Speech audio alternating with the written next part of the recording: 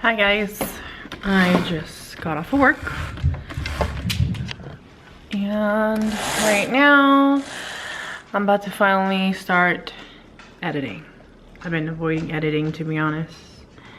It's just so much going on that I just haven't had the heart to do it. But now that things are starting to sink in a little bit more, I just want to keep myself occupied. Yeah, so today is officially Mother's Day. It is Sunday the 14th, and Jules right now is, I believe, doing a showing. He had an open house earlier today. Illy's upstairs. I think she's playing with her cousins. So yeah, the weather's definitely been warming up, and it's about like a good solid 92 outside in our neighborhood. Near my work it was around 96. There's not much breeze today, definitely more warmer, but now that I feel like there's some overcast from some clouds, I can open up the shades and the windows a little bit more. Instead of using AC all the time, we do have the fans going. That always helps too. But yeah.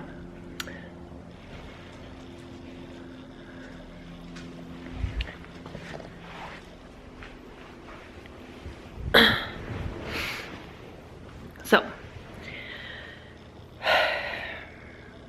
I think I should update you guys exactly what's happening. I have snippets here and there, not a lot, but basically what's going on with me and my family. Recently my parents got back from China. That was the last time I think you guys saw them, was from November, Thanksgiving, and they left to China to deal with some stuff over there.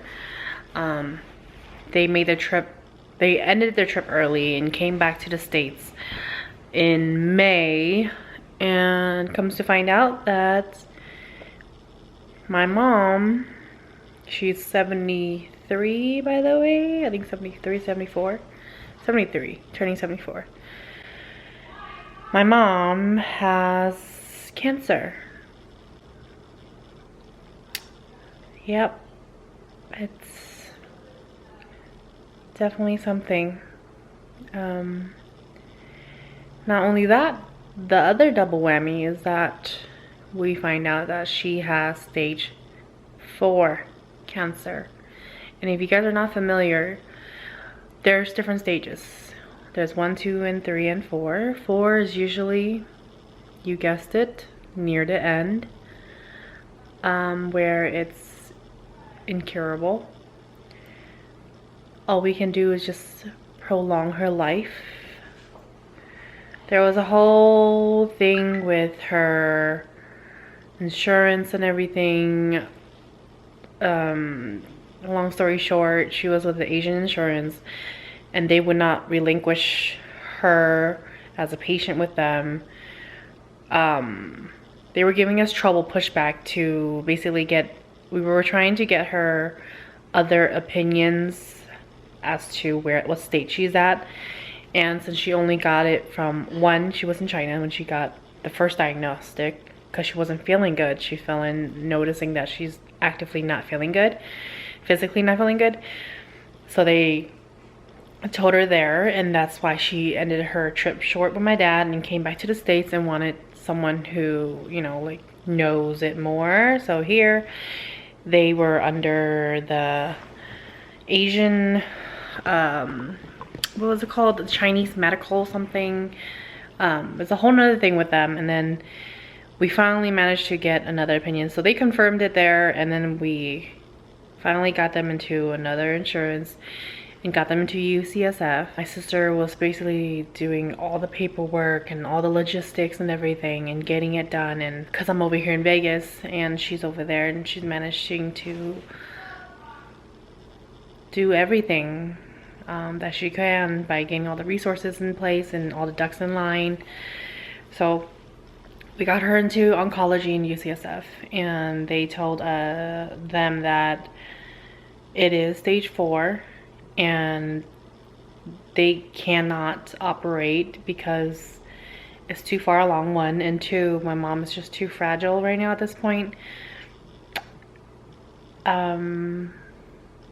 I don't really want to share how she look, just because in case of anything, I don't want to remember her that way, this way, the way she is right now, like how she physically seems right now, because that's not who she is, and I don't think she wants me to document that part either. I don't think she wants me to document any of it, to be honest, but I feel like I need to, in case I ever need to look back, or someone who's going through a similar issue right now. And if you're wondering, how come Eva, like, why is your mom finding this out so late? So a quick snippet is that in most Asian cultures, I'm not gonna say all, or should I say Chinese cultures, their mentality of the traditional Chinese parents who are not Americanized, their traditional mind works as if you don't go to the hospitals, you don't go to doctors unless something is wrong with you. Because if you were to go and get checkup, whatever, they see it as a superstition where you're putting diseases into you, you're putting more, like, you're gonna get something from the hospital. And it honestly, it's ridiculous. I know this, trust, we all know. Out of us 3 siblings, I'm the one that's born here in the US, but both my siblings agree, and they moved here when they were young too, and they know it's ridiculous, basically. I believe in certain superstitions, but I don't believe in that, because that's just ridiculous, because everyone needs a checkup, honestly. This is exactly why. It's to prevent. But because my mom has never really gotten a real checkup, unless she's like sick or something. So that's what happened with that. And then that's when they found out it's so late. We all noticed she started to lose weight back in 2018, like late 2018. But we did ask her, like, are you like on a diet or something? Why are you losing weight? And then she's like, oh, I'm just not eating as much. I'm kind of trying to lose some weight, and that's what she claims. But then we noticed that her weight fluctuated. Like, she gained some weight back, so we didn't think much of it. But it's not till... And plus, she claimed that it's because of stress. That's why she's losing so much weight. But fast forward to now, in China, is when she felt the pain. It's uterine cancer. She felt the pain down there, and then she decided to finally see someone out there with my dad. So my dad took her to the hospital there, or the doctor, and that's how they found out. So you can only imagine, for us children, being her child, being her offsprings, how frustrating it is, because this could have all been prevented.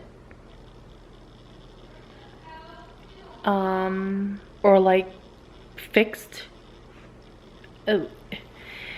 It's very frustrating for us as to accepting the fact that this is what it has succumbed to. But not only that, is that now that we're here, this present day, sorry, I don't know where I'm going. I'm losing train of thought as I'm telling you this in real time. Like, this is happening as I'm trying to process my emotions. I get random waves of them, obviously. So I daze off a lot. I know my moods has been very moody. I try to communicate as much as I can to my husband, to Juls, so he is aware of me. But I'm the type to need space to process everything. I can't just talk about it right away. I can't just give you the facts right away. I need to understand it myself first and really sink in before I can really break it down to whoever I'm communicating with. So Illy is semi-aware. I did touch base with her about grandma is not feeling good and she has cancer and is uterine, and that we don't know what will happen from now on exactly, and we just know that she's not at a good state.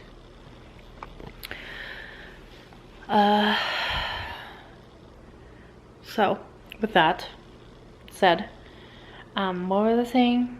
Yeah, so I recently went back to the Bay to visit my mom to surprise her early. Cause I originally had planned a quick little weekend trip because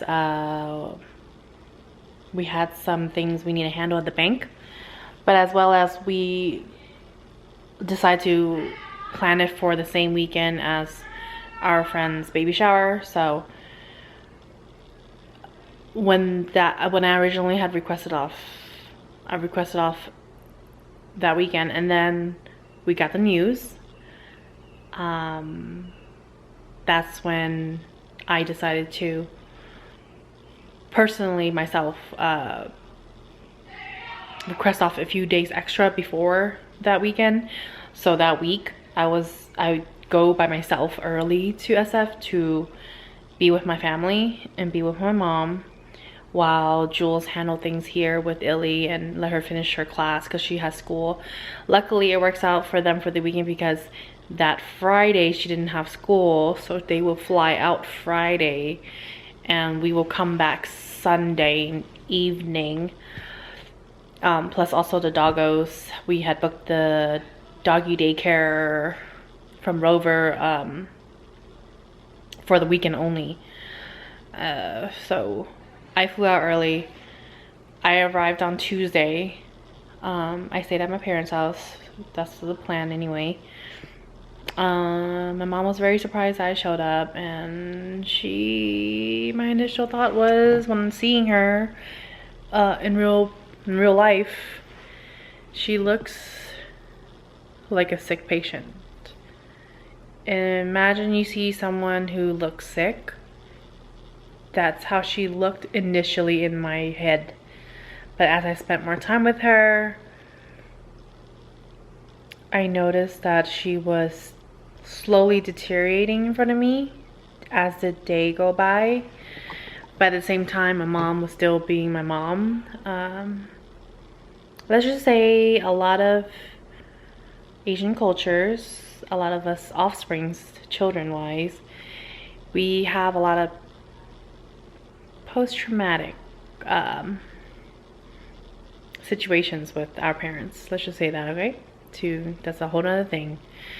You guys can Google it. I'm sure you'll find it somewhere. But traditional Asian parents, immigrant parents at least, too, we have quite a lot of trauma. Us three siblings, we have different kind of trauma. Each one of us has obviously a different relationship with our parents. So my mom was still my mom. It could be good or bad. It shows that she's still in there, at least. I just felt like she was extremely negative about every single thing possible on earth. At that point, she was in that state of self-wallowing, self-pity, hates the world at that point, but still expect us around her to understand, to not talk about the whole thing of this could have all been preventative. Even though, if let's say the roles were reversed, she would have said that to us. She would have hands down right away said, why didn't you get checked up sooner? We could have all prevented this. You wouldn't be here at this state now. But I know better than to do that, because I'm sure my brother and sister had already done that part, because they are older than me. I'm the youngest, so since I already understood and hear that from my siblings communicating to me, I don't feel the need that I need to tell her the same thing. So I did not go in with the mindset of, why didn't you get checked up? Why you didn't do this? Why you didn't do that? But instead is, how are you feeling now? Do you need anything from me? What would you like? What can I do for you? Just being there for her so she don't feel like alone. I'm not saying she's alone, because she has my dad, she has my brother, she has my sister, you know, all the support in the world. But sometimes you need everyone there. So I know that she missed me, even though she don't necessarily tell me on the phone or on, you know, chats or anything like that, but she tells my siblings. So she told my sister, and she briefly mentions it, you know, in the family get together or whatever, maybe like, oh, we're missing one person, and obviously that's me she's talking about. So that is something, basically. I just feel like I can't help but think that, you know, I'm so far away. It's not far away, but at the same time it's far away. If it's not arm's length, I feel like I'm far away, obviously. Yeah, I can hop on a flight and go see her again, but obviously I have a life here too. I gotta take care of business here. I gotta work. I have a child. I have a husband. I have dogs, plural. I have a house to upkeep, all these things, but obviously priorities, right? But I can't help but feel like if I just up and leave and go there for like a month, I'm neglecting my whole life here. I know 1000% Jules will support me to go, but at the same time, it's like I personally need space too from my mother, even though I feel like she wants us there. But because of her toxic tendencies that comes out, I cannot handle it because I get so much whiplash from it. Being there just for like a good 6 days, not even a full week at her house with her, I felt like the 15-year-old me again, and I could not deal with it because it's toxic. The way she say things, the way she behaves, the way she thinks, it's all negative. But I don't want to see her in that light. That's why I have to go. That's why I cannot stay there that long. I can only take it in dosage. It may sound selfish of me, but I want to keep my perspective of her in that light where I only love my mom versus I'm angry at her versus you're giving me this PTSD from when I was a younger kid and I wanted to kill myself for a moment. I don't want that. Especially not now. You know, we all grow up from the roots of our parents. And I want to only see that of good side of them. You know, we all have goods and bads. Everybody in their family have goods and bads. It's up to yourself to choose to see the good and let go of the bad, because there's not much time left, especially now. So, okay, enough of that. Anyways, so as a process to go for UCSF, they said that they did the x-rays and they saw that there was some they saw that the cancer has spread to her kidneys.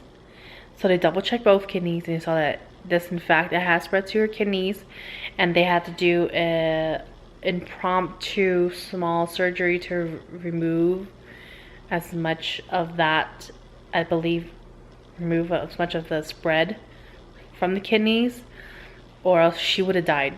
She would have died within like a month, if that. But right now, they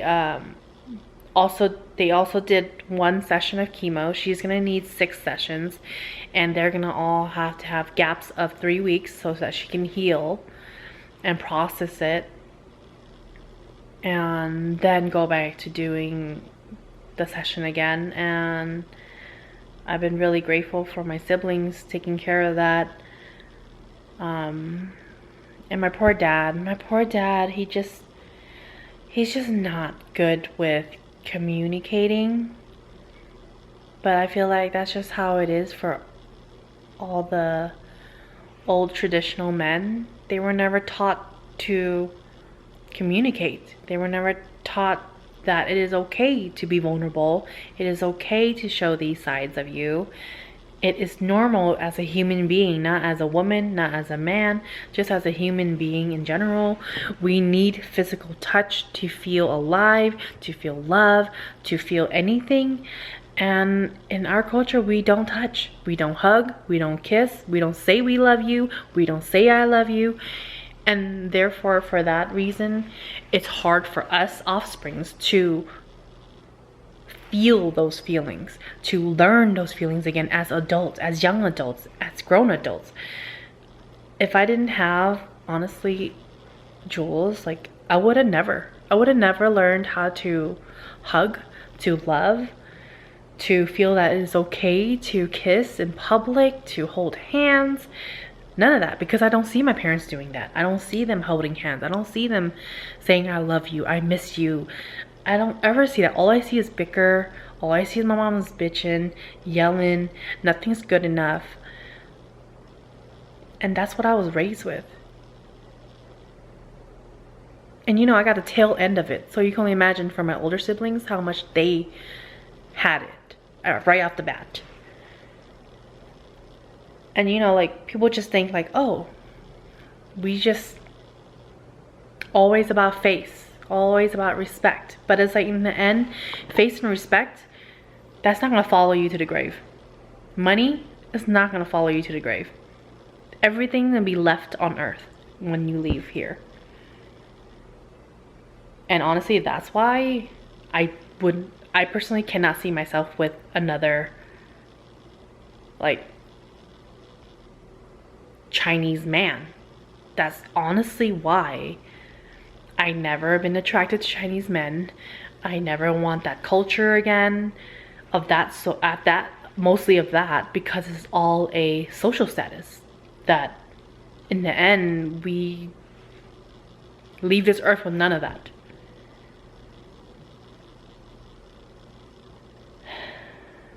It makes me reflect on everything. And for my mom, I feel like she don't see the effect it takes on all of us around her, around my siblings, around my sister, my brother, me. Even though I'm here, I'm not physically there every day seeing it through eye, but I do feel in the end. I still feel, even if I try to ignore it before. When I was young, I thought I had to ignore it. And that's how I felt, the way I felt for a moment. But as an adult now, I know I'm allowed to feel. I know everyone's allowed to feel. And I respect everyone's feelings. I never would tell you how to feel. You know, and I raise and I pray and I make sure I raise my child, my offsprings, to feel, to embrace it as much as they can. I'm still learning myself. I get in my moments where I need to be alone to understand what I'm feeling, because I don't understand. I don't. I used to always feel like I was the odd one out because I feel. But now I understand.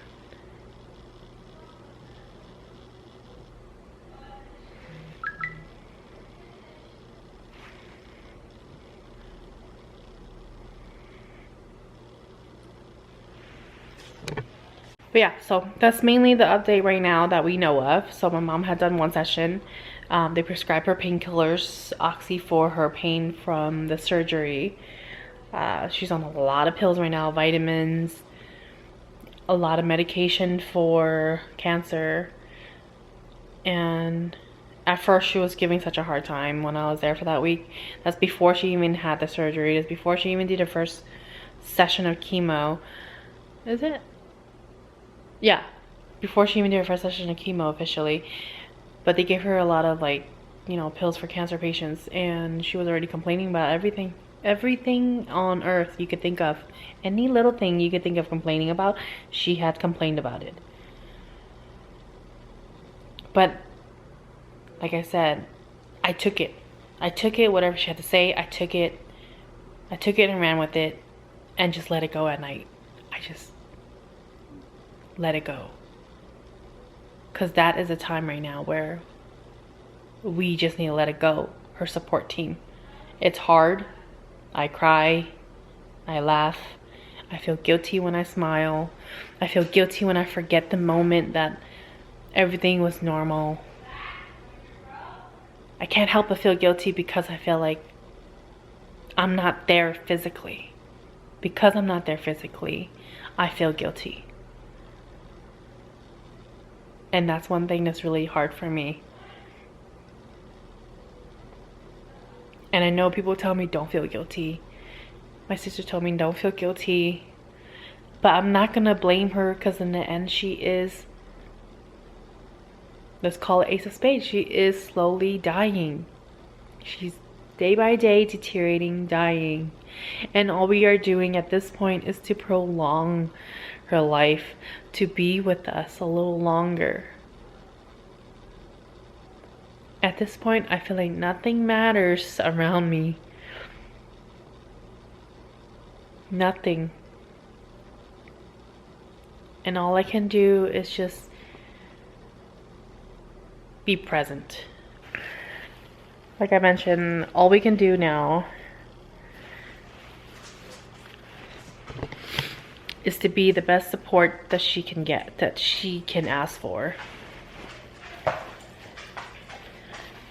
And I have told her, at least. I finally ignored my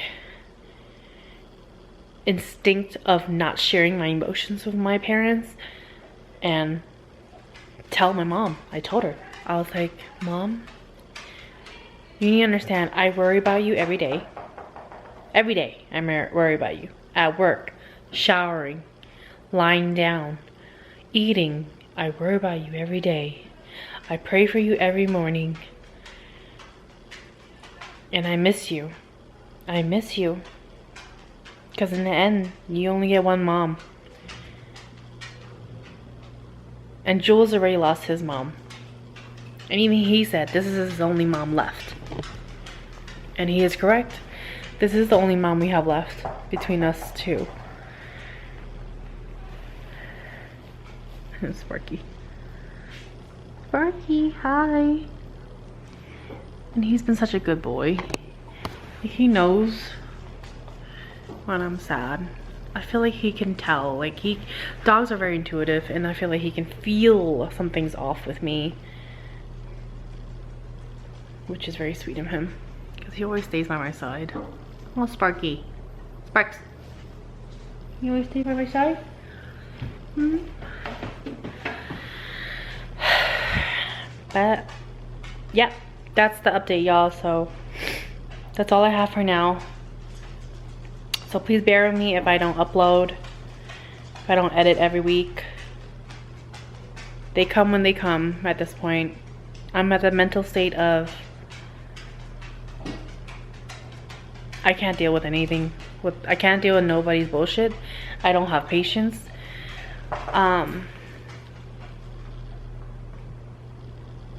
Yeah. So I will see y'all later. Okay, bye.